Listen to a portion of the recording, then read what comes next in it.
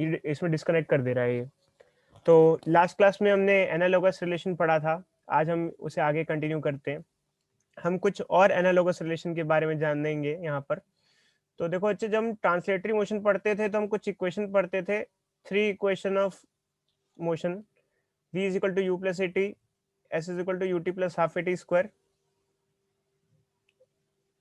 and v square minus u square is equal to 2s, ये हम पढ़ते थे। रोटेशनल मोशन में इन्हीं की एनालॉगस रिलेशंस होती हैं।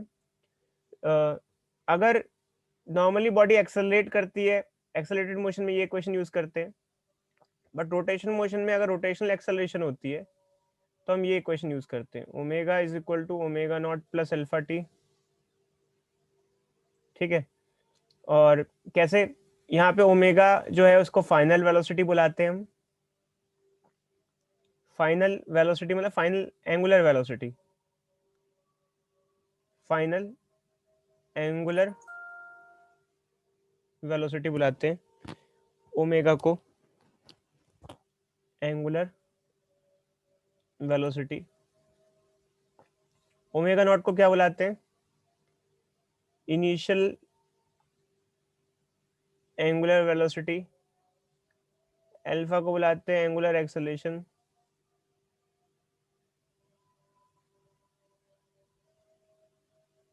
टी को बुलाते हैं टाइम। ये हमारा एक्सप्रेशन है। तो जैसे कि हमारा ये एक्सप्रेशन है, इसको देखा देखी एक्सप्रेशन आ जाता है, और ये एक्सप्रेशन है, इससे ये आ जाता है, ये S is equal to u t plus half a t square की जगह theta is equal to omega nought t plus half alpha t square आ जाता है। तो यहाँ जो u था वो इनिशियल वेलोसिटी था, और वहाँ u था तो यहाँ ओमेगा हो जाता है, क्योंकि वहाँ लीनियर वेलोसिटी होता है, यहाँ एंगुलर वेलोसिटी होता है, और यहाँ वहाँ a था, a एक्सेलरेशन था, यहाँ एंगुलर एक्सेलरेशन हो जाता है। आपको ये बचा होता है आखिरी क्वेश्चन कैसी होगी, आखिरी क्वेश्चन क्या लिखूं मैं यहाँ पर, अगर ये दो सीख ही गए हो तो लास्ट इक्वेशन कैसी होगी। हेलो, बोलो भाई, कोई बताएगा। Omega square minus omega naught square is equal to 2 alpha theta. शाबाश बच्ची, वेरी गुड। जिस तरीके से 3 equation of motion translatory motion में पढ़ा जाता है, ठीक उसी प्रकार 3 equation of motion rotational motion में भी पढ़ा जाता है, और ये 3 इक्वेशंस ये होती है हमारे पास जो हमने यहाँ पर दिखाई है। और बस फर्क यही है कि वो ट्रांसलेटरी मोशन था, ये रोटेशनल या सर्कुलर मोशन में हम इसको यूज करते हैं। और जब हम लोग न्यूमेरिकल करेंगे तो हमें ठीक इसी तरीके के न्यूमेरिकल्स भी देखने को मिलेंगे। तो चलो बच्चों, कुछ क्वेश्चंस दे रहे हैं हम आपको यहाँ पर, और चालू करते हैं हम आपको। चलो क्वेश्चंस।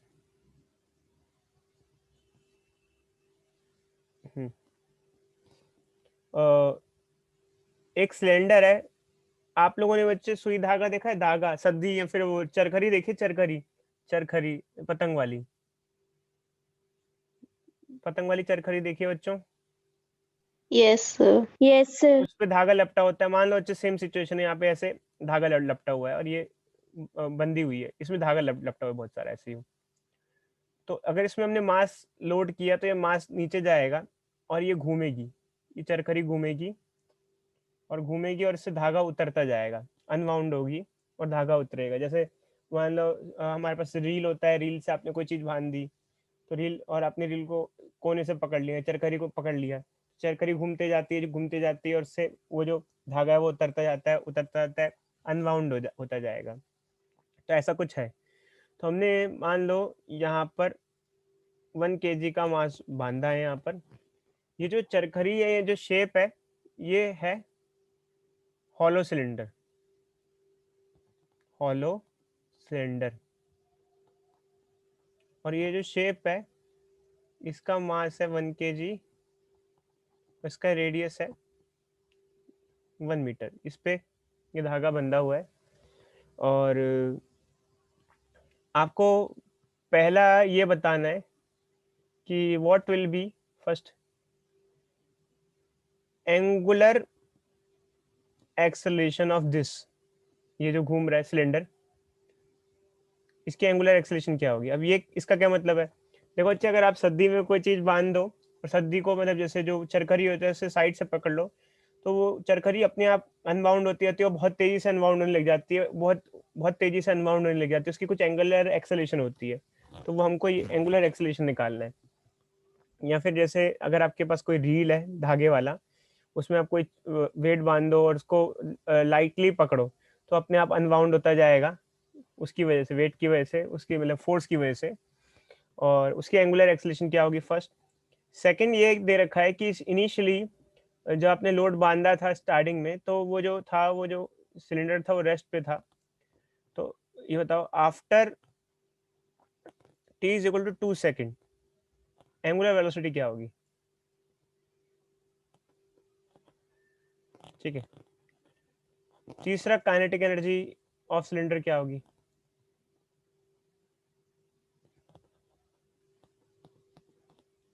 चौथा, work done by torque produce by weight क्या होगा?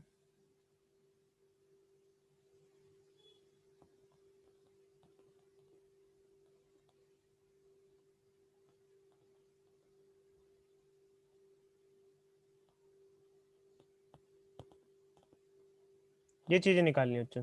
चालू हो जाओ, शाबाश।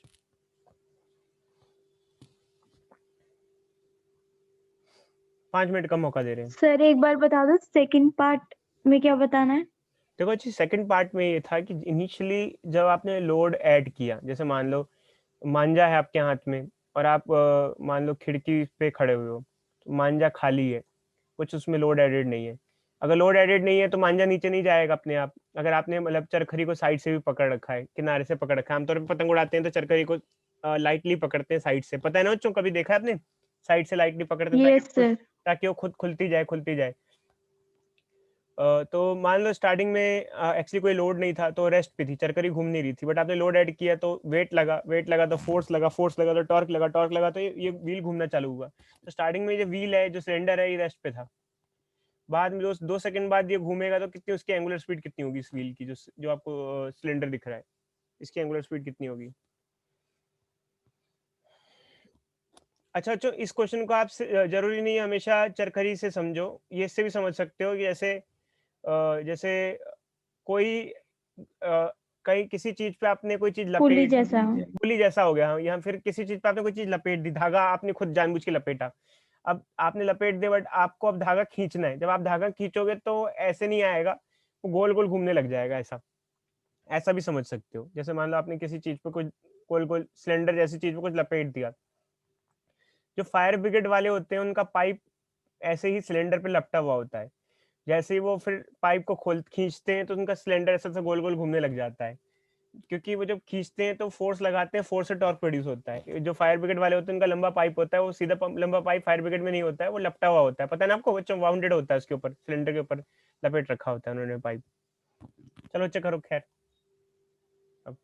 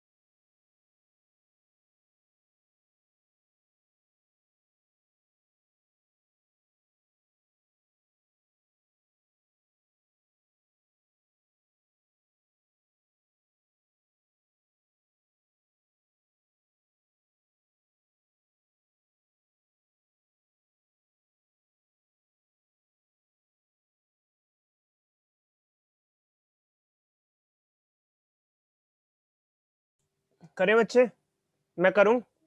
हो गया बच्चों, ट्राई किया आप लोगों ने? हेलो हेलो हेलो, मैं करूं? मैं करूं बच्चों? Yes sir. चलो, तो देखो बच्चे, आप लोगों को मौका दिया, क्या किसी का हुआ इस आप में से?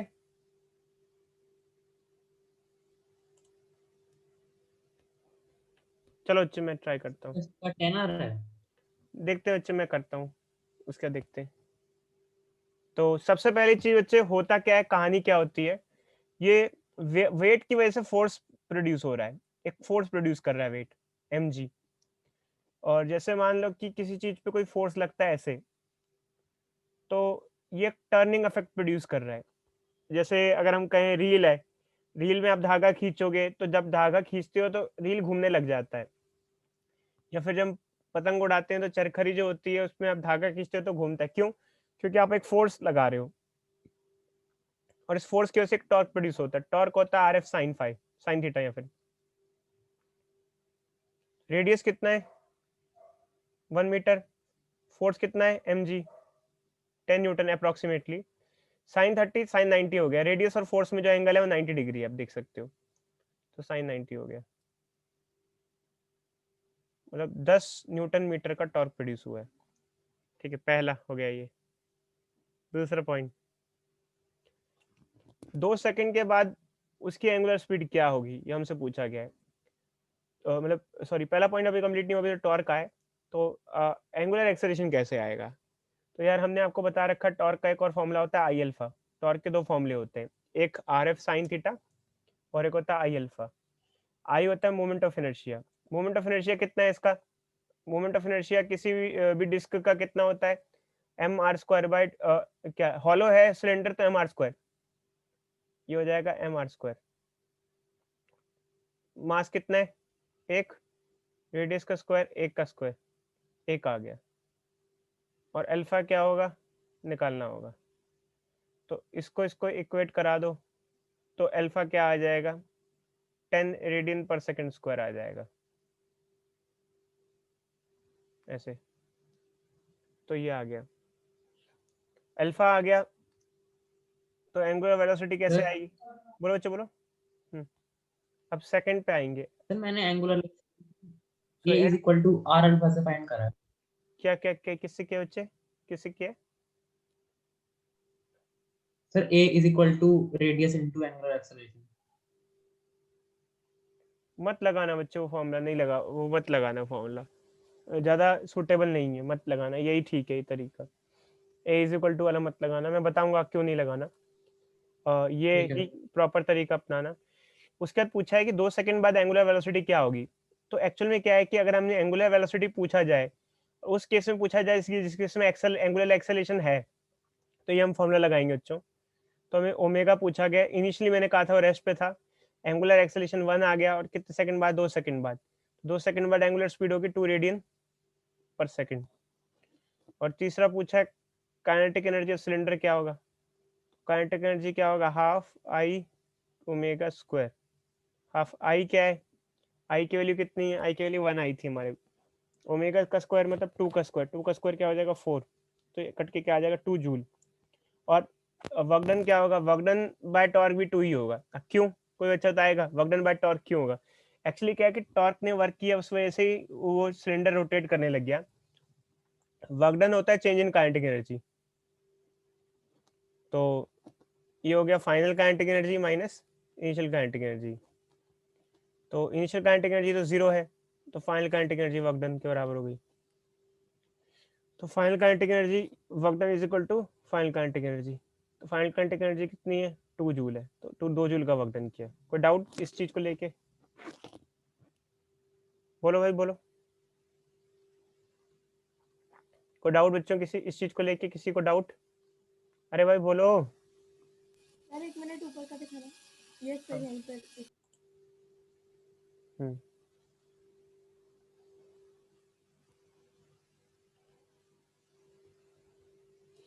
ठीक है अच्छी। सर इनिशियल काइनेटिक एनर्जी 0 इसलिए आई क्योंकि वो रेस्ट पे था ना। हाँ अच्छी।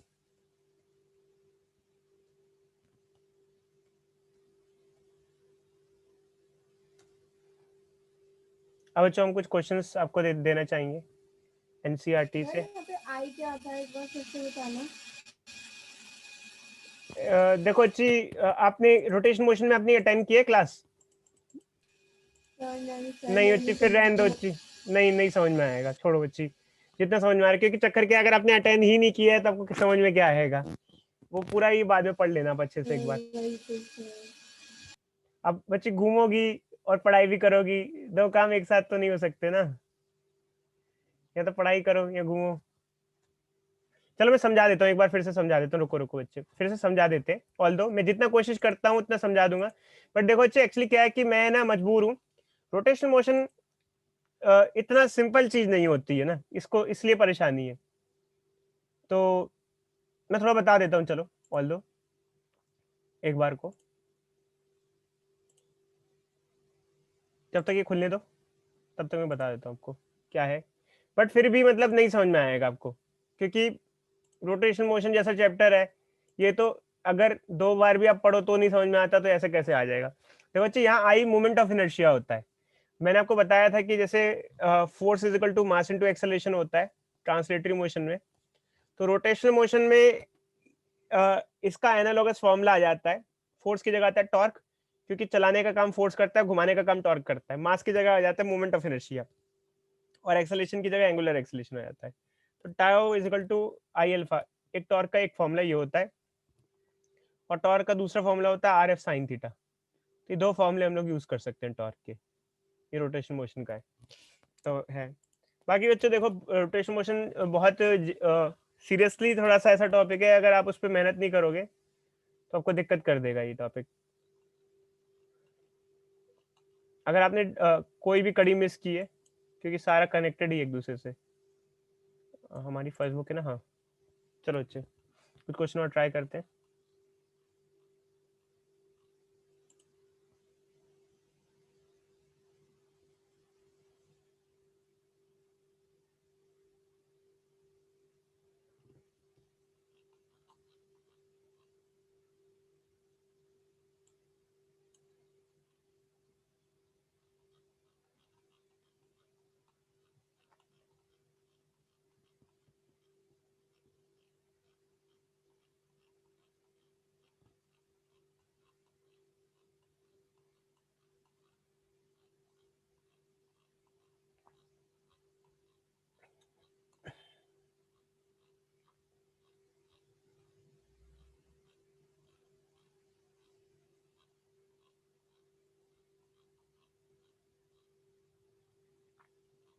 ऐसे क्वेश्चन दिया था बच्चों मैंने आपको।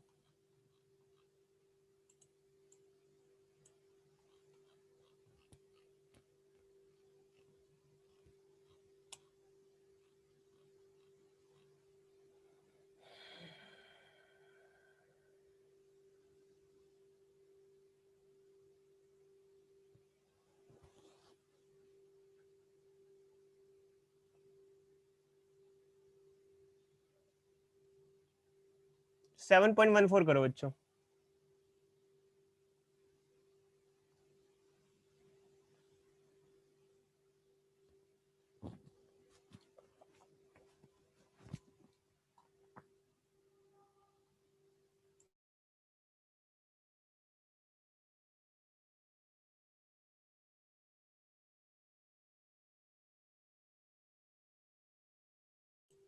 सेवन 7.15।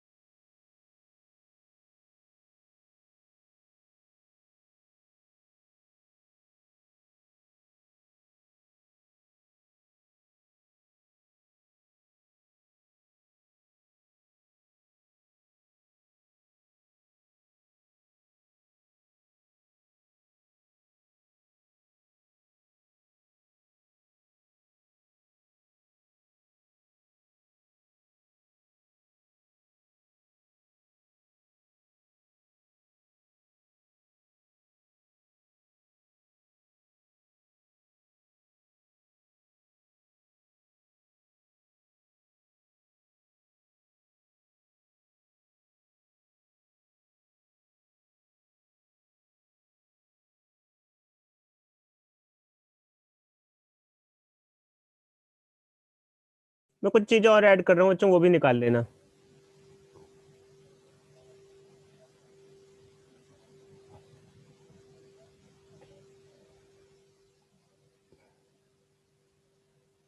सर टॉर्क की यूनिट क्या होती है?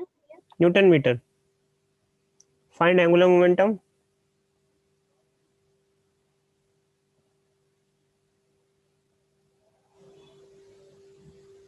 ये भी निकाल देना बच्चों।